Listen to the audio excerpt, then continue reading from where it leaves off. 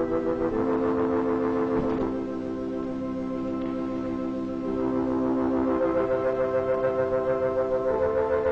the beaten track of tourist travel lies the city of Jaipur, capital of Jaipur state, unquestionably the most colorful of all the cities in India. It was founded in 1728 by the mathematician and astronomer Jai Singh, who aspired to make it the most wonderful city in India, and succeeded at least in making it the most unique. This main street is over 100 feet in width and about 2 miles in length, running in a straight line. In addition to being purely oriental in its atmosphere, Jaipur is one of the cleanest and most prosperous cities in India. The buildings are all painted in one uniform color, a rose pink, which reflects a soft and fascinating light. The shops run along both sides of the street, each being a single cell in a continuous arcade. The roofs seem to provide a habitation for goats, and more particularly for monkeys, who skip about from window to window, helping themselves to anything and everything that suits their fancy. Perhaps there is no place in the world where birds and beasts live in closer proximity with mankind than they do here in Jaipur. The reason for this may be due to the fact that the Jain religion, a more orthodox branch of Hinduism which thrives here, prohibits the injuring or killing of anything that lives in flesh. The adherents of this religion, numbering about 1 million of India's population, would not so much as lift a finger to brush a fly or an insect from their baby's eyes. Moreover, the Jains actually support beast hospitals where old or lame animals are housed and fed. These little tick birds, however, are not so religious, for their diet consists of the ticks and insects which inhabit the skins of dumb beasts. It is remarkable to note how little fear the animals and birds seem to have of each other, or of the human life that moves about them.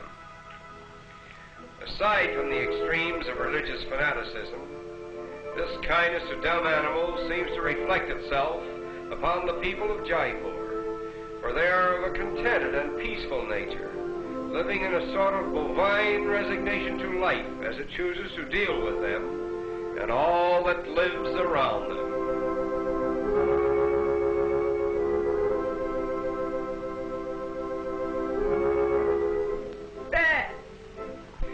No one has been able to prove just where the proverbial Ark of Noah anchored with its cargo of animals, but if we may be permitted to venture our guess, we would say Jaipur.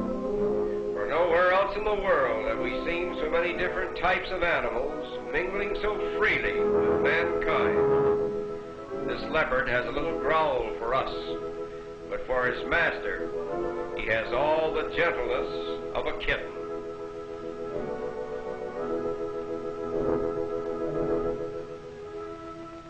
On the road to Amber, the former capital of Jaipur, we are reminded of the facetious remark, when better bullock carts are built, India will build them. And now we arrive at the deserted city of Amber, where we will go for a ride on the Maharaja's elephant.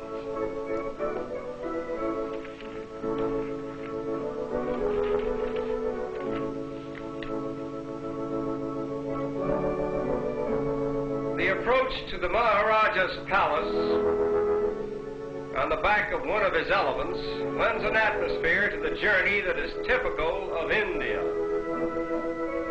Our route takes us along one of the oldest roads in the world, leading from Jaipur through Amber and on to Delhi, a road over which has passed in sumptuous procession through centuries of time Mughal emperors, Maharajas, princes, dancing girls, and countless other phantoms of Oriental splendor, only to be supplanted in this day by groups of curious tourists from lands that were undiscovered when Amber was at the zenith of its power and glory.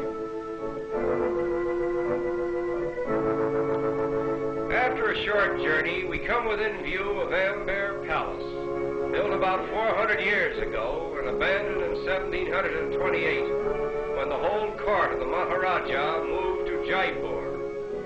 There are several of these deserted palaces throughout India, which were built at enormous cost and then suddenly abandoned by the whim of an extravagant ruler who apparently enjoyed the thrill of building new palaces and new cities. The silence and repose of Amber is now emphasized by the wild peacocks, which are prone to inhabit the abandoned habitats of men. The grounds of the palace also provide a haunt for wild monkeys.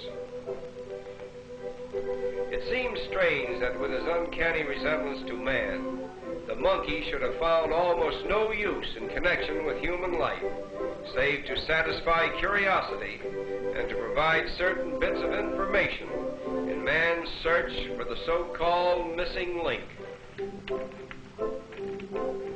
Look closely and you will see an occasional baby monkey clinging to its mother. It is said that the attachment of the mother monkey to her young has no parallel in the whole animal kingdom, for only the death of the mother can possibly separate her from her baby. She brings into existence only one baby at a time, and like human babies, it is in a condition of utter helplessness for almost a year. Less fortunate than the wild monkeys of India are the ones that are caught by fakirs and trained with infinite patience for the amusement of the people. The Indian fakir, with his little animal circus, provides entertainment for the native Indian, even as the motion picture theaters provide entertainment for the masses in other countries.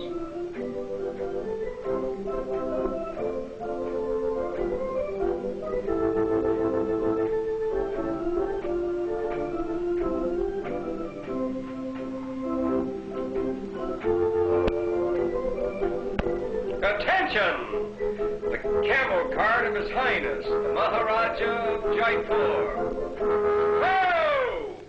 Of all the strange accidents, imagine a couple of camels dropping in on you during your Sunday drive. Fortunately, no one was seriously injured. After a moment of adjustment, the automobile and the camel cart go their respective ways, little the worse for their experience. Nevertheless, this strange accident illustrates with a moral the fact that automobiles are out of place in Jaipur.